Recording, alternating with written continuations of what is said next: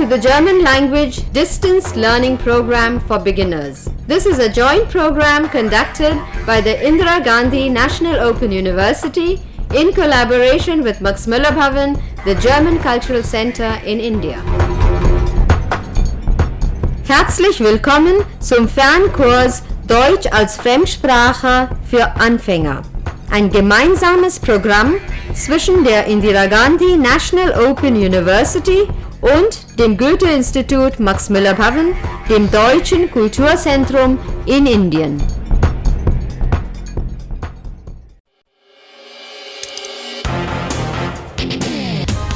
You're listening to Radio D, the radio language course of Redaktion D.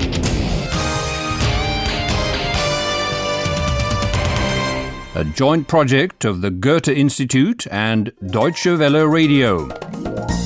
The author is Herat Mese.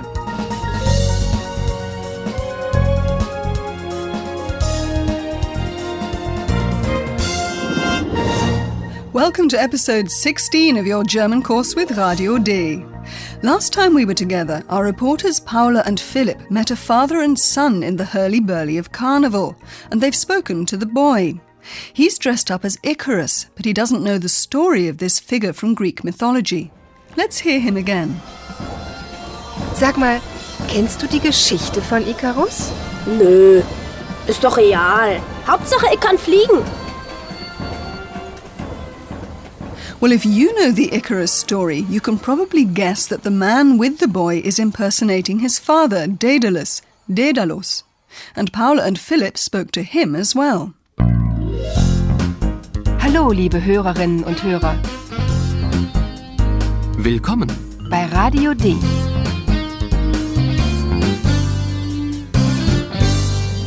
Radio D. Die Reportage. Listen to the conversation with the man dressed up as Daedalus. Please concentrate on the questions, where is the man from and what links him to the mythical Daedalus? Und dann sind Sie wohl Daedalus? Ja, ich bin der Vater vom Icarus.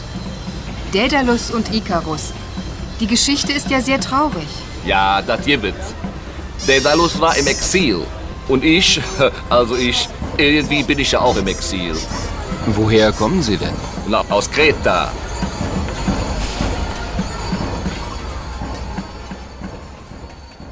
Did you catch the name of the Greek island Crete? Kreta? That's where the man comes from, or so he claims, and Daedalus was also from Crete. Woher kommen Sie denn? Na, aus Kreta.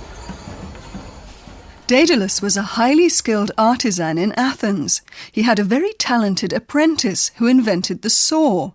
According to legend, that made Daedalus so envious that he pushed the apprentice off the roof of a temple. Daedalus then fled into exile, exil, on Crete, and he lived far away from his home. And that's what links the carnival reveller with the figure of Daedalus. Daedalus war im Exil. Und irgendwie bin ich ja auch im Exil. You know, carnival's a time when it's hard to tell whether someone's serious or joking. So unfortunately, we're not going to find out whether the man really is from Crete. It's quite possible, though, because there are lots of Greeks living in Germany. Of course, the parallel between Daedalus's exile and the life of the man in Germany isn't quite accurate. And the man knows it too. So he says that somehow, irgendwie, he's also living in exile. Und irgendwie bin ich ja auch im Exil. By that, he's probably alluding to the fact that his homeland is far away. The only thing we can be sure of is that the man is speaking in Cologne dialect. When Paula says the story about Icarus and Daedalus is very sad, he answers in a typical Cologne way. Yes, that happens. Daedalus und Icarus. Die Geschichte ist ja sehr traurig. Ja, das gibt. We don't know what version of the story the man has told his son, but the way we know it from Greek mythology, it does end very sadly. Daedalus and Icarus were trapped in a labyrinth on Crete. Never mind why. Anyway, Daedalus wanted to escape with his son, and he had a brilliant idea. He collected feathers, bonded them with wax, and built wings for himself and his son. Have a listen to our version.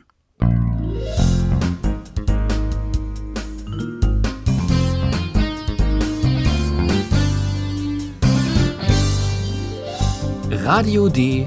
Das Hörspiel. Imagine a situation in which flying is the subject. In it, the contrast between high, hoch, and low, tief, is very important. And now listen. What's Icarus supposed to do? And what does he do? Was machst du da? Flügel, mein Sohn. Flügel. Fliegen wir weg? Ja, wir fliegen weg. Ich fliege zuerst, dann fliegst du. Aber pass auf. Flieg nicht zu hoch, flieg nicht zu tief. Hörst du?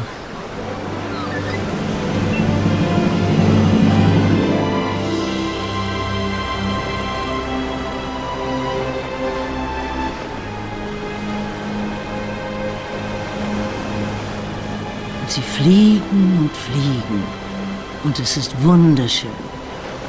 Icarus ist glücklich und fliegt hoch, hoch. Er fliegt zu hoch.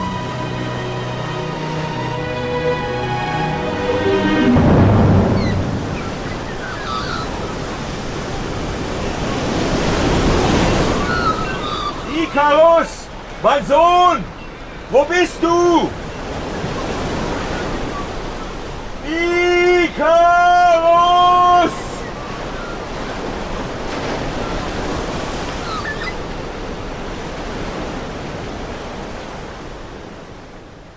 In such a daring adventure, it's pretty clear what instructions Icarus gets from his father. Be careful. Aber pass auf. And just to be sure, Daedalus makes his instructions very precise. Icarus is not to fly too high, hoch, Flieg nicht zu hoch, nor is he to fly too low, tief. flieg nicht zu tief. If Icarus were to fly too high, he'd get too close to the sun. At least that's what people would have thought in those days, and the wax holding the feathers together would melt. And if Icarus were to fly too low, he'd wet the feathers in the sea and they'd get too heavy. They fly off and it's wonderful. Und sie fliegen und fliegen, und es ist wunderschön. And then disaster strikes. Icarus is happy, deliriously so as we can imagine, and he flies too high. Icarus ist glücklich und fliegt hoch, hoch. Er fliegt zu hoch.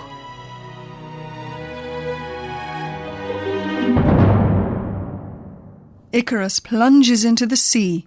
His distraught father can only see a few feathers floating on the water, and he calls and calls for his son in vain.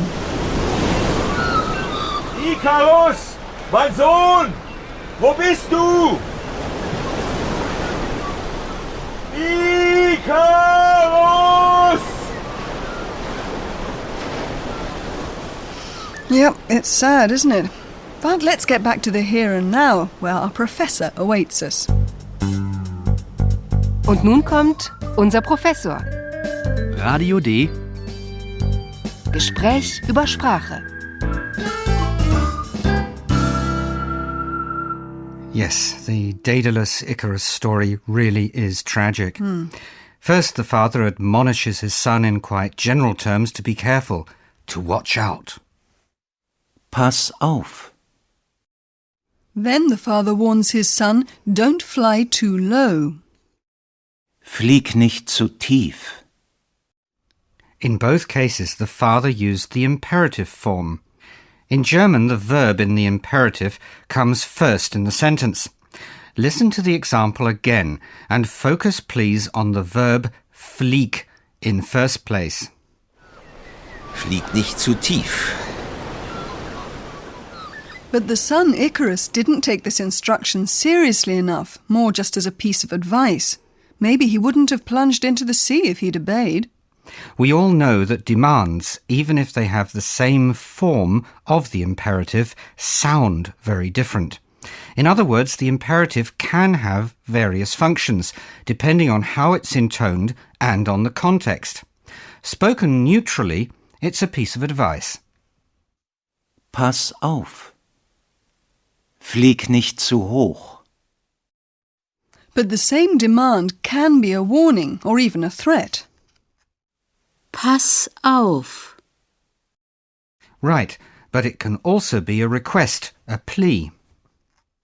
Entschuldige bitte. Na klar. Entschuldige bitte, Icarus. And it can also be just a friendly way of opening a conversation. Sag mal. Sag mal, kennst du die Geschichte von Icarus? To finish, I'd like to focus our students' attention on a very small but very important word, zu, when it occurs before adjectives. Daedalus doesn't simply warn his son not to fly high or low. He's warning him not to breach a certain norm, that is, not to fly too low or too high, with the well-known consequences. Ja, mein Sohn, wir fliegen weg. Aber pass auf. Flieg nicht zu hoch, flieg nicht zu tief. Okay, thanks again, Professor. My pleasure. And you listeners can now hear those two scenes again, and at the end, the new one as well.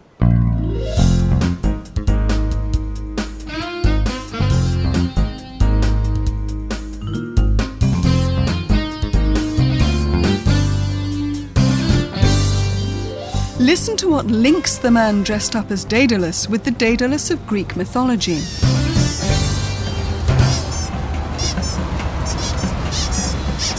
Und dann sind Sie wohl Daedalus? Ja, ich bin der Vater vom Icarus. Daedalus und Icarus. Die Geschichte ist ja sehr traurig. Ja, das gibt. Daedalus war im Exil.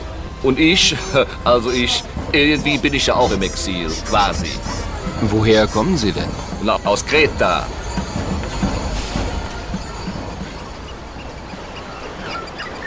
This is how we can imagine the Greek myth might have happened. Was machst du da? Flügel, mein Sohn. Flügel. Fliegen wir weg? Ja, wir fliegen weg.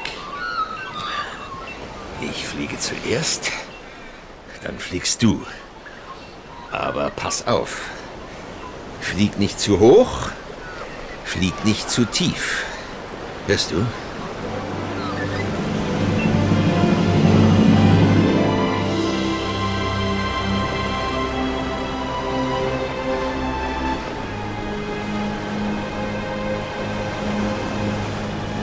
Sie fliegen und fliegen.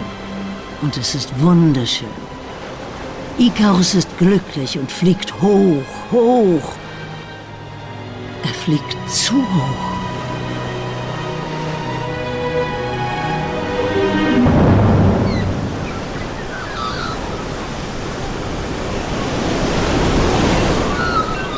Icarus! Mein Sohn! Wo bist du? Icarus!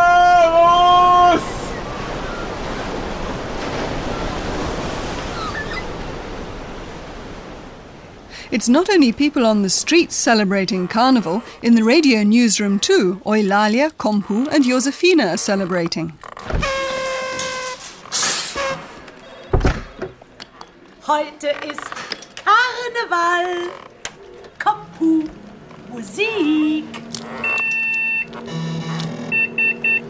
Aber Logo sofort. Ja, wenn hinterfliegen, fliegen, fliegen, fliegen, hinterfliegen, fliegen her. Seht mal, ich habe Flügel. Ist das nicht super? Ich fliege, ich fliege. Ah!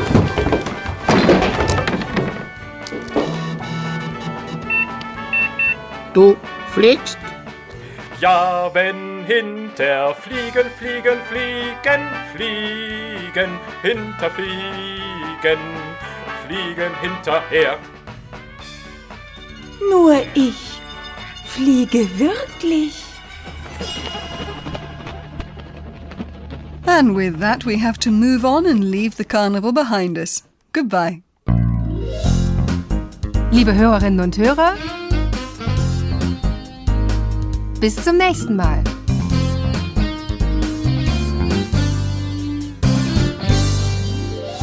You've been listening to Radio D, a German course of the Goethe Institute and Deutsche Welle Radio. Besten Dank, dass Sie unseren Deutschkurs für Anfänger eingeschaltet haben. Detaillierte Informationen über den Kurs bekommen Sie im Studienzentrum, Regionalzentrum und im Max-Müller-Pavillon. Thank you for tuning in to our German language program for beginners. Detailed information regarding this program is available at your study center, regional center and at the Max-Müller-Pavillon.